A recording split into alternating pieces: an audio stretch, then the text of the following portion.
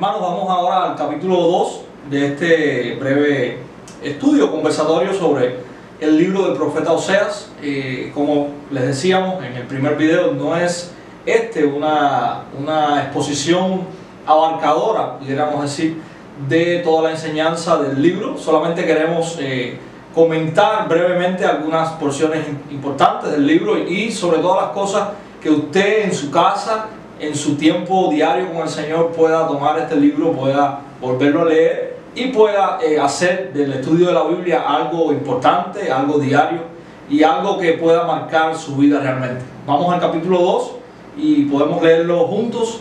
Dice la Escritura allí: decid a vuestros hermanos Ammi y a vuestras hermanas Ruama, contended con vuestra madre, contended, porque ella no es mi mujer, ni yo su marido.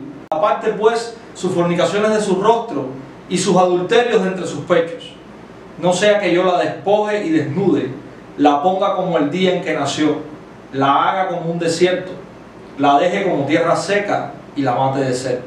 Ni tendré misericordia de sus hijos, porque son hijos de prostitución, porque su madre se prostituyó, la que los dio a luz se deshonró, porque dijo: iré tras mis amantes, que me dan mi pan y mi agua, mi lana y mi lino, mi aceite y mi bebida. Por tanto, he aquí yo rodearé de espinos su camino, y la cercaré con seto, y no hallará sus caminos. Seguirá a sus amantes, y no los alcanzará, los buscará, y no los hallará. Entonces dirá: iré y me volveré a mi primer marido, porque mejor me iba entonces que ahora. Y ella no reconoció que yo le daba el trigo, el vino y el aceite, y que le multipliqué la plata y el oro que ofrecían a Baal. Por tanto, yo volveré y tomaré mi trigo a su tiempo, y mi vino a su sazón, y quitaré mi lana y mi lino que había dado para cubrir su desnudez. Y ahora descubriré yo su locura delante de los ojos de sus amantes, y nadie la librará de mi mano. Haré cesar todo su gozo, sus fiestas, sus nuevas lunas y sus días de reposo, y todas sus festividades. Y haré talar sus vides y sus higueras, de las cuales digo: mi salario son salario que me han dado mis amantes, y las reduciré a un matorral, y las comerán las bestias del campo. Y la castigaré por los días en que incesaba a los Baales, y se adornaba de sus zarcillos y de sus joyeles, y se iba tras sus amantes, y se olvidaba de mí, dice Jehová. Pero he aquí que yo la atraeré y la llevaré al desierto, y hablaré a su corazón. Y le daré sus viñas desde allí, y el valle de Acor por puerta de esperanza, y allí cantará como en los tiempos de su juventud, y como en el día de su subida de la tierra de Egipto. En aquel tiempo, dice Jehová, me llamará Ishi, y nunca más me llamarás Baali, porque quitaré de su boca los nombres de los Baales, y nunca más se mencionarán sus nombres. En aquel tiempo haré para ti pacto con las bestias del campo, con las aves del cielo y con las serpientes de la tierra, y quitaré de la tierra arco y espada y guerra, y te haré dormir segura. Y te desposaré conmigo para siempre, te desposaré conmigo en justicia, juicio, benignidad y misericordia, y te desposaré conmigo en fidelidad, y conocerás a Jehová. En aquel tiempo responderé, dice Jehová, yo responderé a los cielos, y ellos responderán a la tierra. Y la tierra responderá al trigo, al vino y al aceite, y ellos responderán a Jezreel. Y la sembraré para mí en la tierra, y tendré misericordia de los Ruama, y diré a los Ammi, tú eres pueblo mío, y él dirá, Dios mío. Oseas capítulo 2 comienza con una advertencia, y también con un reclamo a los hijos de su madre, que puedan contender con ella producto de sus fornicaciones. Al parecer aquí se habla a dos de los hijos de la esposa de Oseas en este comienzo de este capítulo, pero sin dudas este capítulo y producto de lo que continúa en la narración de él es Dios hablando a su pueblo y Dios pidiendo a su pueblo que por fin abandone la idolatría. En el verso 3 nos informa que Dios va a juzgar a su pueblo si éste no termina de tener relaciones idólatras, y Dios lo va a hacer retirando precisamente su cuidado, su protección y su provisión. Así como en esta analogía se ve como esta mujer va a quedar desprovista. Dios va a dejar desprovisto a su pueblo, y no solamente a su pueblo, dice que sus hijos van a ser también juzgados porque son fruto de su infidelidad.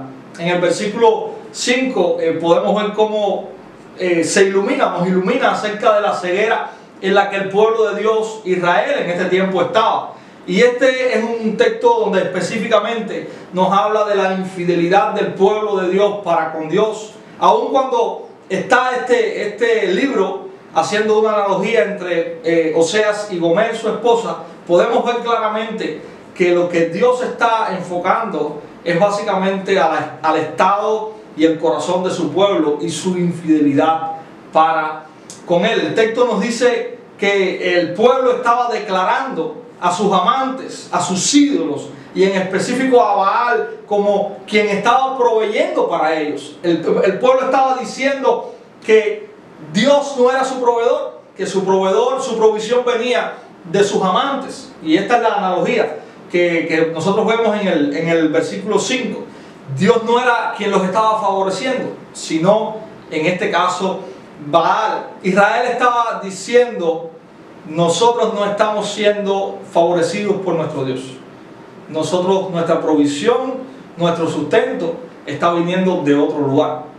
El texto nos dice específicamente que el pueblo estaba declarando a sus ídolos, específicamente a Baal, como su provisión, el pueblo como sus proveedores. El pueblo estaba desechando a Dios y no estaba haciendo o recordando lo que Dios había hecho con ellos a través de toda la historia, cómo Dios les había sacado de Egipto, cómo Dios les había cuidado y preservado, aún siendo ellos un pueblo más pequeño que los otros pueblos que estaban a su alrededor. Ahora ellos estaban diciendo que todo lo que ellos poseían, que su riqueza no venía de Dios, sino que venía de sus ídolos. Incluso en el verso 12 ellos hablan que también esa provisión, ese sustento, ellos se lo habían ganado. Y ellos usan, o Dios usa para ilustrarnos esta verdad, lo que dice el verso 12 cuando menciona: este es mi salario que me han dado mis amantes. Es decir, yo me he ganado lo que tengo. Básicamente así estaba este pueblo de ciego y de lejos de Dios. Dios dice que traerá juicio y que Él iba a restringir de alguna manera o a entorpecer a su pueblo el seguir a sus dioses falsos. Y esto haría que ellos llegaran a recordar a Dios. Él mismo dice la Escritura que los iba a atraer hacia sí. Él llamaría, que ellos le llamarían a partir de este momento esposo y no Señor, como dice allí en el verso 16, ¿verdad? Estas son las dos palabras hebreas que están en el verso 16, donde dice: me vas a llamar Ishi, no me vas a llamar ya más Baali.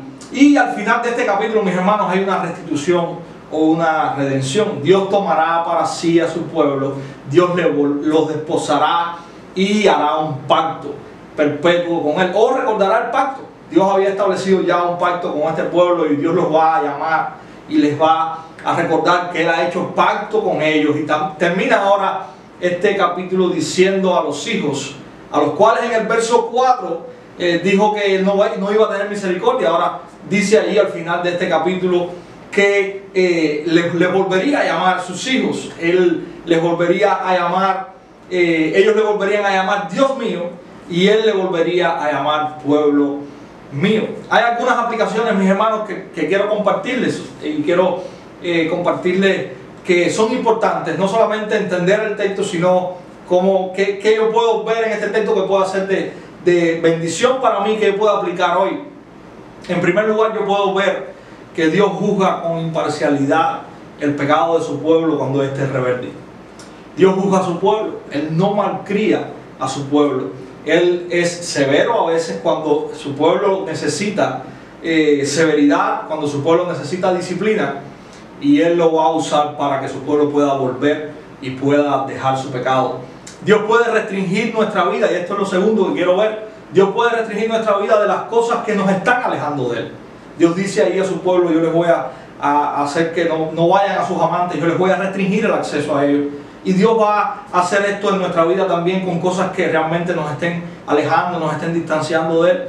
nosotros podemos verlo como un juicio, pero también esto es una muestra de la misericordia de Dios, que nos está llevando a enfocarnos en Él y nos está limpiando de todo aquello que es peso, como dice el autor de Hebreos, para nosotros, y que nos está desenfocando de donde realmente tenemos que mirar, que es a Dios. Otra de las aplicaciones que podemos ver es que Dios es quien nos da todo y nos sostiene. No nuestra fuerza, no nuestra habilidad, no nuestra posición, no nuestra posibilidad, sino que Dios es quien provee, no nosotros. Todo proviene, mis hermanos, de la buena mano de Dios, de la bondad de Dios, y nosotros tenemos que mostrar nuestra gratitud a Dios. Nosotros no somos suficientes para mantenernos en pie. Lo estamos porque Dios, en su gracia, lo hace para nosotros. Y en último lugar, aun cuando el pueblo de Dios puede en algún momento alejarse, Dios va a cumplir su pacto. Dios es fiel a sus promesas.